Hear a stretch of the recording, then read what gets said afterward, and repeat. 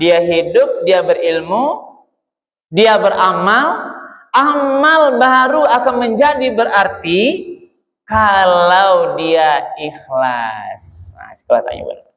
Nah, berarti amal yang tidak ikhlas sebenarnya tidak ada arti, Ibu, dalam konsep kebaikan. Bismillahirrahmanirrahim. Assalamualaikum warahmatullahi wabarakatuh. Alhamdulillahi rabbil alamin, alladzi ahyana ba'dama amatana wa ilaihin nusyur. Asyhadu an la ilaha illallah wahdahu la syarikalah wa asyhadu anna Muhammadan abduhu wa rasuluh sallallahu alaihi wasallam la nabiyya ba'dah. Faqala Allah Ta'ala fil Qur'anil Karim, A'udzu billahi minasy syaithanir rajim. Bismillahirrahmanirrahim. Qul inna salati wa nusuki wa mahyaya wa mamati lillahi rabbil alamin. Sadaqallahul azim. Bapak-bapak, ibu-ibu, hadirin kaum muslimin, jemaah salat fardhu subuh yang dimuliakan Allah. Pertama dan utama sekali adalah kita kembali sama-sama menyampaikan kalimat puji dan syukur alhamdulillahirabbil alamin. Segala puji bagi Allah Tuhan semesta alam, karena pada subuh yang penuh berkah ini kita masih diberikan nikmat kesehatan, nikmat kesempatan, nikmat kemudahan-kemudahan, dan juga nikmat-nikmat lain yang tidak bisa kita hitung satu persatu, sehingga kita masih bisa melaksanakan ibadah salat fardhu subuh secara berjamaah di masjid yang sama-sama kita cinta ini. Kita berdoa mudah-mudahan seluruh rangkaian ibadah kita pagi ini diterima dan dibalas oleh Allah dengan pahala yang berlipat ganda. Amin ya rabbal alamin. Kemudian salawat dan salam kita doakan kepada Allah, semoga disampaikan kepada Nabi kita Nabi Muhammad sallallahu alaihi wasallam. Allahumma salli ala Sayyidina Muhammad wa ala ali Sayyidina Muhammad. Rasul telah membawa umat manusia ini dari zaman jahiliyah kepada zaman yang mengenal Islam. Kemudian Rasul sudah meninggalkan Al-Quran dan sunnah-sunnahnya sebagai dua pedoman hidup untuk keselamatan kita dari kehidupan dunia yang sementara ini sampai nanti kehidupan akhirat yang kekal abadi. Mari Ibu dan Bapak kita sama-sama istiqomah untuk menjadikan Al-Quran dan Sunnah Rasul itu betul-betul sebagai pedoman dalam menjalani seluruh aktivitas kita. Apapun yang kita kerajuan, dimanapun kita bekerja, kapanpun waktunya, jangan kita tinggalkan atau kita lupakan panduan Al-Quran dan sunnah-sunnah Rasul itu, agar kita tidak tersesat dalam menjalani kehidupan dunia ini. Ibu bapak para jemaah yang dimuliakan Allah, pada subuh ini tausiah kita dasarnya adalah Al-Quran surat Al-An'am ayat 162. Bacaan doa iftitah yang selalu kita baca di rakaat pertama setiap salat. Pagi ini kita bicara tentang keutamaan ikhlas dalam beribadah. Ibu apa? Kitalah sharing, mungkin punya banyak referensi arti ikhlas, tapi menerapkannya dalam sebuah amal, ibu dan bapak, itu kadang sulit gitu. Awak tahu mbak arti ikhlas? Karena itulah perlu ulang-ulang kita update ilmu tentang ikhlas ini, benar. Jadi tidak hanya kita bicara di mulut saja, tapi betul-betul beramal, seluruh amalan kita itu murni lillahi ta'ala. Untuk bisa ikhlas itu kenapa? Kita perlu ilmunya, perlu upaya, dan perlu motivasi, serta menjauhi hal-hal beko yang bisa merusak keikhlasan awak. Nah, yang pertama dulu kenapa? Kita lihat dulu bagaimana konsep kemuliaan ikhlas itu menurut Imam Syafi'i. Nah, manusia ini atau kita ini Pak, baru berharga waktu dianggap sebagai manusia kalau kita punya jasad kehidupan. Jadi baru berarti seseorang manusia itu kalau dia hidup. Berarti kalau dia sudah meninggal, itu Islam tidak ada lagi artinya. Berarti berartinya seorang manusia itu kalau dia masih hidup. Nah, kemudian berartinya kehidupan seorang manusia itu baru dianggap dia akan mulia, dia seorang manusia yang hidup itu kalau dia punya ilmu. Berarti makin tinggi ilmu seseorang, dia akan dianggap berarti, Pak, dalam kehidupannya. Maka disuruh menuntut ilmu tinggi-tinggi, barajalah taruh, makin tinggi ilmu awak. Satu sisi, Pak, kita akan dipandang lebih berarti, lebih mulia dibanding orang yang tidak berilmu. Jadi ada manusia, ada kehidupannya, kemudian walaupun dia manusia hidup itu akan berarti dia kalau dia punya ilmu.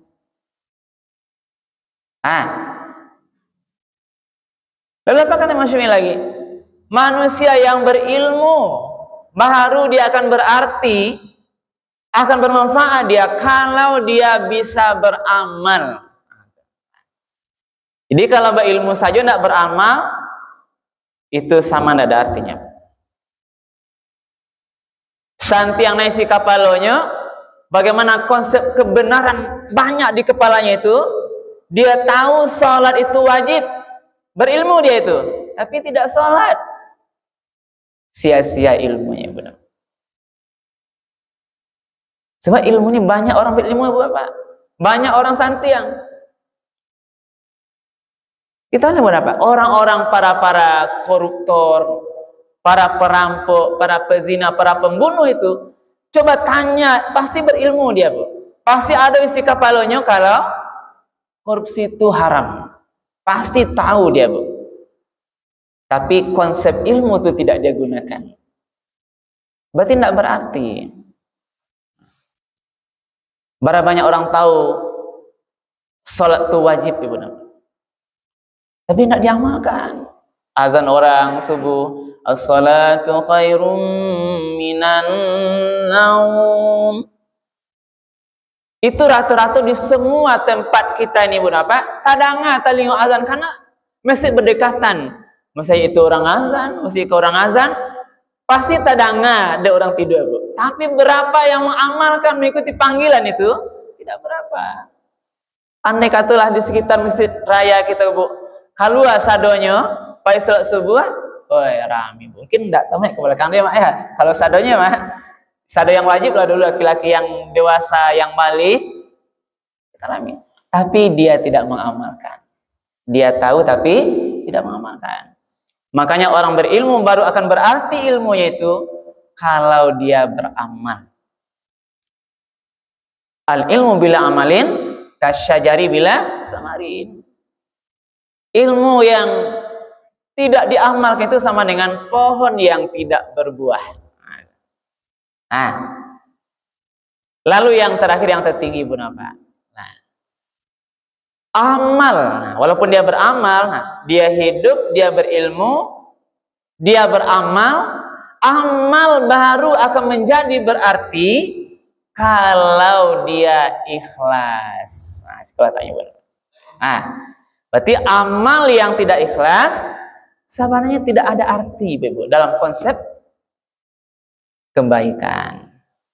Amal yang ikhlas. Nah, ikulah berdapat, maka mari agar sempurna kehidupan kita ini belajar, agar sempurna ilmu kita ini beramal, agar sempurna amal kita ini ikhlas dalam seluruh amal. Iko jelak bawa pulang ke kebun apa? Itu luar biasa ilmunya. Ikhlas. Bagaimana konsep ikhlas? Ikhlas itu banyak definisi, Bu. Tapi yang murah kita pahami definisi adalah ikhlas itu amalnya itu berupaya dia bagaimana seluruh amal yang dia lakukan itu semata-mata hanya mengharap ridho dari Allah Subhanahu wa ta'ala. Itu baru bernilai rancak. Apapun yang dia laksanakan, tujuan akhirnya mengharap ridho dari Allah Subhanahu wa ta'ala.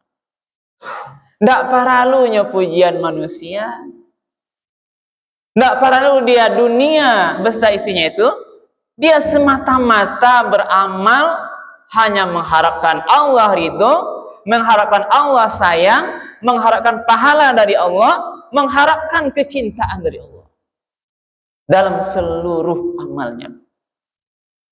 Itu yang ikhlas. Dia berinfak sedekah yang diharap pahala dari Allah. Maka orang ikhlas itu berapa? Tidak perlu nampak di orang, tidak panti yang dia dong. Karena bukan manusia yang menilai amal. Inilah orang ikhlas. Inilah tingkat tertinggi dari kemuliaan seorang manusia. Karena awak akan kembali kepada Allah semuanya. Kita akan nanti kembali kepada Allah. Inna lillahi wa inna ilaihi raji'un. Kita ini dari Allah dan nanti akan kembali seluruhnya kepada Allah. Maka bagaimana nanti ketika kita kembali kepada Allah itu apa? Allah ridho dengan kita. Makanya ikhlas dalam seluruh amal. Kita sholat, ibu dan bapak, itu kita murnikan. Makanya mendukung ikhlas itu seluruh amal itu maka harus diperbaharui niat. Ya Bapak Ibu. Apapun yang awak kerajuan agar bernilai ikhlas, mulia, gadang nilai di hadapan Allah, maka seluruh amal kerajuan itu harus batuan niatnya.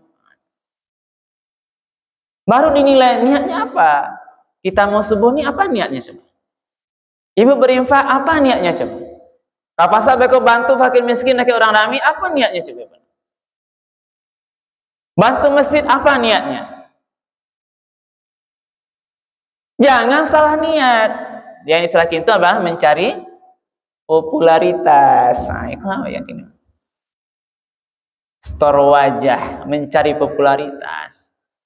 Itu berlawanan dengan konsep keikhlasan. Mengharap pujian orang lain.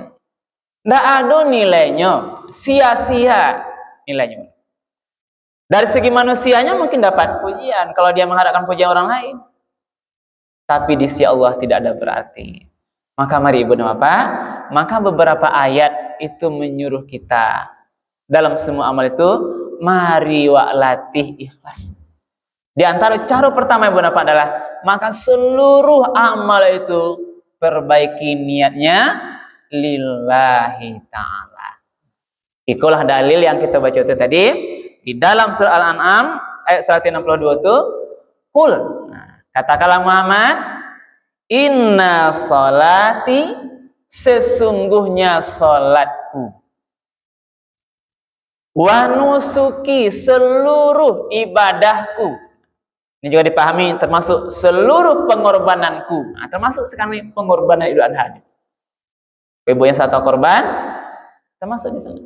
Sesungguhnya inna sholati wa nusuki, seluruh amal ibadahku, pengorbananku, wa mahyaya, dan seluruh kehidupan yang kulalui ini, wa mamati, juga nanti kematianku nanti, lillahi rabbil alamin. ikhlas karena Allah Tuhan semesta alam. Ikolah yang acok wa baca daif kita, tapi pengamalannya benar. Nah, dalam ayat lain dalam surah Al-Bayyinah, wa ma umiru illa liya'budullaha mukhlishina lahuddin. Aku tidak diperintahkan beragama itu kecuali nanti dengan ikhlas menjalankan seluruh ajaran agama. Ikhlas itu benar. Para jemaah subuh yang dimuliakan Allah. Maka untuk mendapatkan ikhlas ini di antara yang perlu kita pahami, ya. Nah, di antara faktor pendukungnya itu ada beberapa hal. Bahkan awak payah ikhlas, ikhlasnya sulit benar. Kita digoda oleh dunia, kadang kita mau salat. Kalau yang bujang-bujang yang masih baru nikah mau salat, tersirat di hatinya, ba'abeko mintuo sanang hatinya tidak minantu baru salat. Kadang kita berinfak, ini yang sederhana lah ya, lalu celengan di masjid, nah, salat Jumat kan, ketika lalu kan orang rami itu. Kalau pitih awak berinfak, kadang-kadang tersirat di hati awak tuh, bahwa orang tuh madok awak berinfak gitu. Kadang-kadang ya bu, tersirat. Karena ikhlas itu di hati letaknya. Ikhlas itu di hati. Yang tidak tahu yang lain mungkin hanya Allah dan para malaikat yang tahu. Ikhlas itu manusia tidak bisa menilai apakah manusia orang lain itu beramal ikhlas atau tidak, karena ikhlas itu di hati letaknya. Di hati letaknya. Nah, maka ada upaya beberapa yang perlu kita pahami. Nah, setidaknya ada 5 hal yang harus atau yang perlu kita laksanakan juga agar nanti kita ikhlas dalam beramal. Yang pertama namanya Bunda Pak, agar awak ikhlas itu kita harus punya namanya sifat zuhud. Zuhud, apa zuhud itu? Dia tidak terlalu berfokus pada urusan dunia. Tidak terlampau tergoda bananya di urusan dunia. Tidak terlampau ibu. Dia lebih fokus kepada mencari bagaimana nanti amalan akhirat. Bagaimana pahalanya banyak. Jadi urusan akhirat itu lebih dia utamakan. Dan dunia ini mungkin hanya sekedar saja bagi dia. Sekedar. Lah banyak ditinggal. Tidak mikir lebah pangkat jabatan. Walau tu oke bapak tidak pangkat jabatan mana dimikir ya mak. Beko mungkin harta yang banyak dan macam-macam. Yang dia pikir bagaimana dia bisa nanti beribadah dengan baik. Subuhnya kamu saji, bekonya bisa puasa sunat Senin Kamis, tiba duha dia salat duha. Nanti dia juga salat malam, salat qiyamul lail. Jadi urusan akhirat kau yang lebih dia utamakan. Zuhud dunia, zuhud tidak terlampau memikirkan banyak hal dengan urusan dunia. Apalagi dia terpesona dengan dunia. Artinya lah mulanya tinggal pakar dunia yang menyibukkan ini. Itu namanya zuhud. Dia orang kalau masih kuat keinginannya untuk urusan dunia, Bunda Pak, itu sulit ikhlas.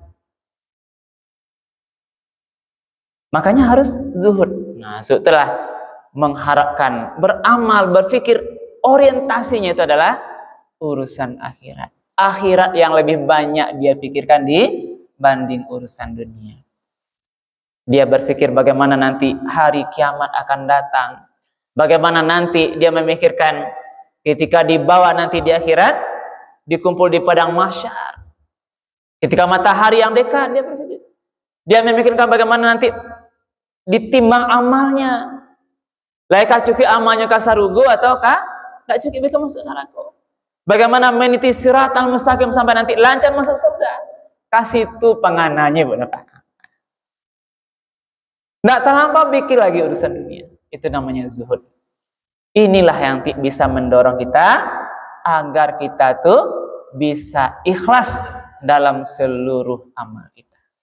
Kalau tidak Bunda Pak, maka adalah orang tuh, maka dia kalau masih banyak dunia itu berpikir dia memberikan sumbangan, yang nyepiknya Pak, beko dapat pujian orang lain. Apalagi macam-macam ujungnya benar. Tak satu, maka mari juga kita latih Bunda Bapak, kehidupan kita ini bagaimana kita zuhud dunia. Zuhud itu lebih kita memikirkan lagi urusan akhirat dari dunia. Bukan dunia tidak penting ya Pak Ibu. Itu perlu hanya sekedarnya untuk mungkin kita bisa makan, berusaha, tapi tidak terlampau menggoda, apalagi melalaikan dia untuk mendekatkan diri kepada Allah Subhanahu. Yang kedua, agar bisa kita ikhlas, harus punya sifat wara'. Apa itu wara'? Dia bisa mengendalikan diri agar tidak terjerumus nanti kepada perbuatan dosa dan maksiat. Bisa dia kontrol dirinya. Kontrol diri. Wara'. Pengendalian dari dirinya. Kalau ada perbuatan dosa, dia bisa menahan diri. Nah, contohnya Ibu, kadang-kadang ngumpul-ngumpul, tahu perkumpulan tuh sering terjadi pergunjingan. Nah, daripada kau terjebak perbuatan gunjing-menggunjing, Ibu menahan diri untuk tidak ikut kepada kelompok itu. Menahan diri untuk tidak datang, itu namanya wara'. Menjaga diri agar tidak terjerumus kepada perbuatan dosa. Lah tahu kawan-kawan konyo serang pasti beko kalau di tempat itu main terjadi perjudian. Daripada bekonya ikut berjudi dengan kawan-kawannya, dia menahan diri tidak pergi ke tempat kawan-kawannya itu namanya wara'. Bisa menahan diri, menjaga diri agar tidak terjerumus kepada perbuatan dosa. Pengendalian. Jadi kalau kita bisa mengendalikan diri Bu Napa, tahu kita menjaga diri tidak terjerumus kepada perbuatan dosa itu, insya Allah amal kita akan bisa menjadi amalan yang ikhlas. Ikhlas kita untuk tidak mau ke tempat maksiat, menahan diri. Nah, yang ketiga, agar kita bisa ikhlas dinilai tinggi amal ibadah kita Bu Napa, kita juga harus mempunyai sifat namanya sabar. Ya, sabar itu biasanya dalam hal-hal yang ujian gitu.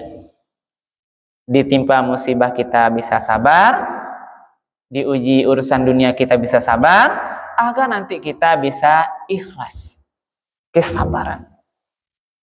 Bagaimana kita bisa menerima ketetapan, ketentuan yang kadang menyulitkan bagi kita. Ujian. Apakah mungkin ujian kematian, ujian kehilangan, ujian kebakaran, ujian tumbuh-tumbuhan tidak tumbuh nanti menanam padi, menanam macam-macam tidak berbuah, itu ujian. Kalau orang ini bisa sabar dia menerima, insya Allah amalnya akan bisa menjadi orang yang ikhlas. Yang keempat, agar bisa ikhlas, dia harus punya sifat bersyukur. Nah, syukur ini lawan yang tadi. Kalau dia di ujian yang menyulitkan, dia bisa bersabar. Kalau dalam hal kenikmatan, rezeki, dia pandai bersyukur. Orang ikhlas itu dia pandai bersyukur. Diberikan rezeki Allah, bisa bersyukur. Balabo galih di pasar, pandai dia bersyukur. Lulus P3K, yang baru kini ya Ibu, pandai dia bersyukur. Naik pangkat jabatan, pandai dia bersyukur. Bersyukur sesuai dengan konsep syukur yang di syariat agama. Apakah syukurnya dari lisan alhamdulillah, syukurnya dari hati. Kalau semua nikmat itu dari Allah datangnya bukan pintar dia saja. Itu namanya syukur di hati. Meyakini seluruh nikmat yang diterima itu karena Allah. Bukan hebat awak. Contoh Ibu Napan, balabo galih di pasar, dia bisa bersyukur dari hatinya. Kalau labo galih hari itu karena kasih sayang Allah. Bukan semata-mata pandai awak mengalih. Pandai makin menggoda, mauta, pemelinda itu. Karena sayang Allah. Sembuh dari sakit Ibu dan Bapak, dia bisa meyakini kalau kesembuhan awak itu hanya karena Allah, bukan karenanya Pak Dokter.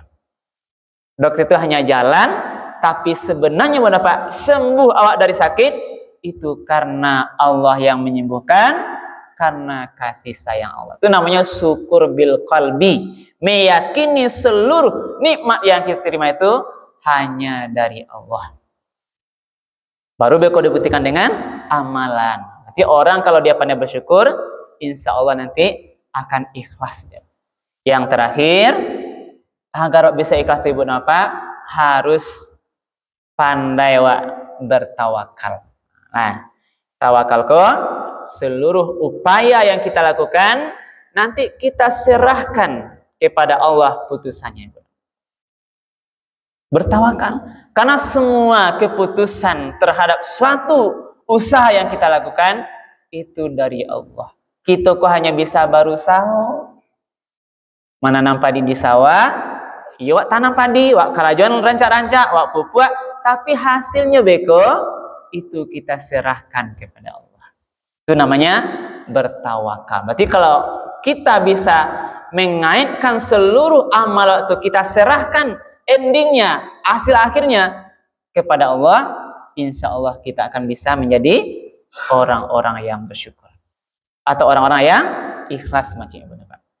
Inilah mungkin kayaknya kita pada pagi hari ini dengan harapan tadi sebagaimana di awal kita sampaikan, mudah-mudahan di sisa amalan, di sisa umur kita yang tak tahu entah baralai tinggal ke ibu apa, mari kita berusaha seluruh amalan kita tuh kita ikhlaskan, kita niatkan dulu ibu Pak. Niat amal itu adalah mengharap ridho Allah, sehingga nanti kita betul-betul diberikan pahala dari Allah Subhanahu wa taala sebagai modal nanti untuk kehidupan kita di akhirat kelak.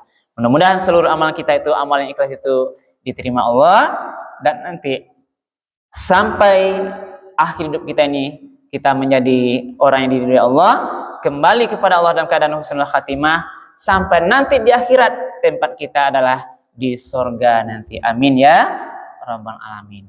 Mudah-mudahan bermanfaat kajian kita pagi ini. Perbanyak maaf atas yang kurang berkenan. Kami akhiri subhanakallah bihamdika asyhadu an la ilaha illa anta astaghfiruka wa atubu ilaik. Billahi taufiq wal hidayah. Wassalamualaikum warahmatullahi wabarakatuh. Iya Pak Ji. Jemaah.